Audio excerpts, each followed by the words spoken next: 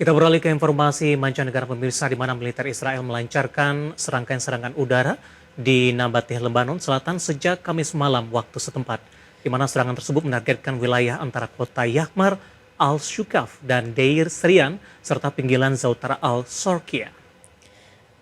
Tentara Israel mengakui pasukan militer telah menyerang sejumlah lokasi di Lebanon Selatan, termasuk fasilitas penyimpanan senjata, bangunan militer, dan infrastruktur milik Hizbullah. Namun tidak ada komentar langsung dari Hizbullah mengenai klaim Israel tersebut. Pasukan Israel telah melakukan serangan hampir setiap hari di kawasan Lebanon Selatan dengan klaim menargetkan aktivitas Hizbullah. Israel telah tetap menyerang Lebanon meski gencatan senjata antara Israel dan Lebanon telah dicapai pada November lalu.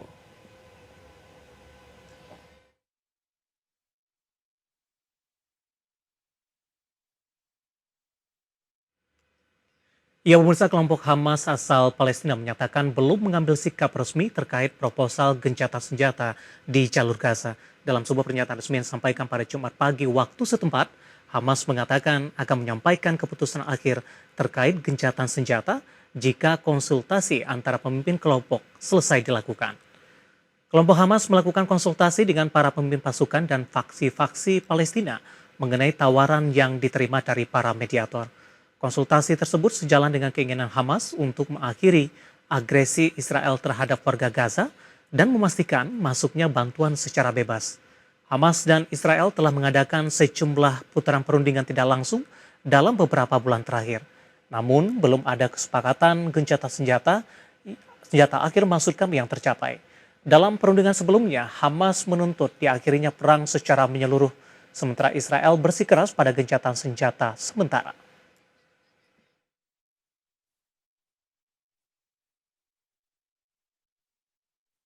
Pemirsa, Presiden Rusia Vladimir Putin tidak akan menyerah dalam mencapai tujuan Rusia menginvasi Ukraina sejak tahun 2022.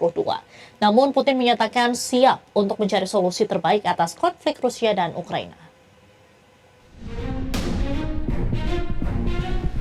Kantor Kepresidenan Rusia, Kremlin, menegaskan Presiden Vladimir Putin telah mengatakan kepada Presiden Amerika Serikat Donald Trump bahwa Rusia tidak akan menyerah dalam tujuannya berperang di Ukraina.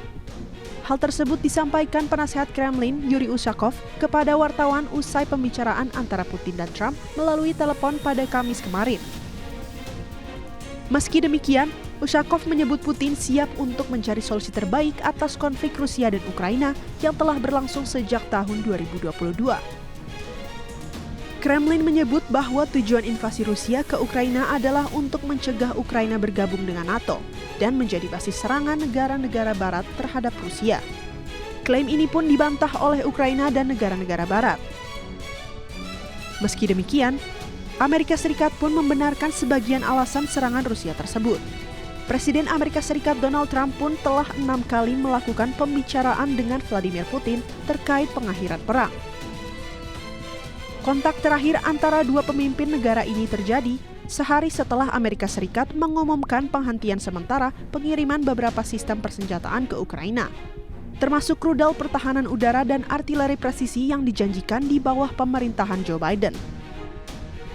Namun menurut Ushakov, pembahasan soal penghentian pengiriman senjata tidak muncul dalam percakapan itu, di mana Trump disebut lebih fokus pada perlunya mengakhiri perang secepatnya. Berbagai sumber, IDX Channel. Kita beralih ke informasi selanjutnya, pemirsa, di mana Presiden Amerika Serikat Donald Trump kembali membuat pernyataan kontroversial dengan mengancam akan menangkap dan deportasi Zohran Mamdani, calon wali kota Muslim dari Partai Demokrat. Ancaman tersebut picu kecaman luas dan dinilai sebagai bentuk intimidasi terhadap oposisi politik.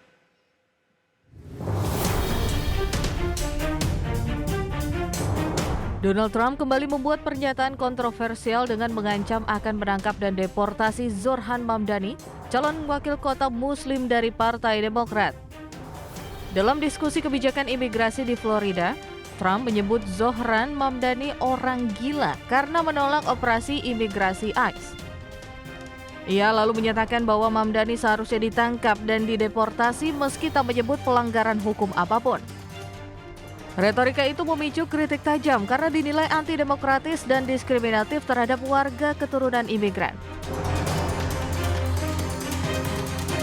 Mamdani menanggapi ancaman itu dengan lantang di media sosial X. Ia menyebut Trump ingin mencabut kewarganegaraannya hanya karena membela hak imigran dan menolak ICE. Mamdani juga menegaskan bahwa intimidasi ini adalah ancaman terhadap demokrasi dan kebebasan berbicara. Adapun Zohran Mamdani, anak imigran asal Uganda dan India, menjadi muslim pertama yang maju sebagai calon wali kota New York. Ia mengalahkan Andrew Cuomo dalam pemilihan pendahuluan Partai Demokrat dan dikenal vokal soal Palestina dan keadilan sosial. Kini Mamdani bersiap menghadapi lawan dari Partai Republik di tengah tekanan dari tokoh sebesar Trump. Berbagai sumber IDX Channel. Pemirsa, sejumlah negara di benua Eropa tengah dilanda gelombang panas ekstrim dalam beberapa hari terakhir. Oleh karena itu, para wisatawan diminta bersiap menghadapi peringatan cuaca sebelum menuju destinasi liburan musim panas di benua biru. Cuaca di Eropa tengah luar biasa panas, dengan gelombang panas yang melanda sejumlah negara seperti Prancis, Spanyol, Portugal, Italia, Jerman, Inggris, dan Turki. Oleh karena itu, para wisatawan diminta bersiap menghadapi peringatan cuaca sebelum menuju destinasi liburan musim panas di benua biru. Melansir Travel and Leisure Asia, benua Eropa dikenal dengan musim panasnya yang menyenangkan sehingga mampu menarik para wisatawan dari seluruh dunia. Namun demikian, terdapat laporan dalam beberapa hari ke depan suhu akan meningkat sekitar 5 hingga 10 derajat Celcius dengan cuaca saat ini yang telah tembus 40 derajat Celcius di sejumlah negara. Salah satunya ialah peringatan merah yang dikeluarkan pemerintah Prancis dengan sekitar 20 sekolah ditutup atau ditutup sebagian akibat gelombang panas. Bahkan stasiun penyemprotan telah didirikan di sepanjang sungai Seine di Paris untuk memberikan bantuan bagi para pejalan kaki sekaligus menghentikan kebakaran hutan yang signifikan di wilayah selatan Aude. Sementara di Spanyol, tepatnya di kota Andalusia, tengah mengalami suhu maksimal 46 derajat Celcius atau menjadi yang terpanas sepanjang sejarah sejak tahun 1965. Di sisi lain, Kementerian Kesehatan Italia menetapkan 21 dari 27 kota termasuk Roma dan Milan dalam status siaga merah akibat cuaca panas yang ekstrim. Sedangkan di Portugal, peringatan merah telah dikeluarkan pihak setempat untuk 7 dari 18 distrik di negara tersebut. Berbagai sumber IDX Channel. Kita beralih ke informasi lainnya, pemirsa, di mana WHO menyerukan kenaikan harga alkohol, tembakau, dan minuman manis setidaknya 90% pada 2035 melalui pajak kesehatan. Tujuannya untuk menekan angka penyakit tidak menular dan meningkatkan penerimaan negara.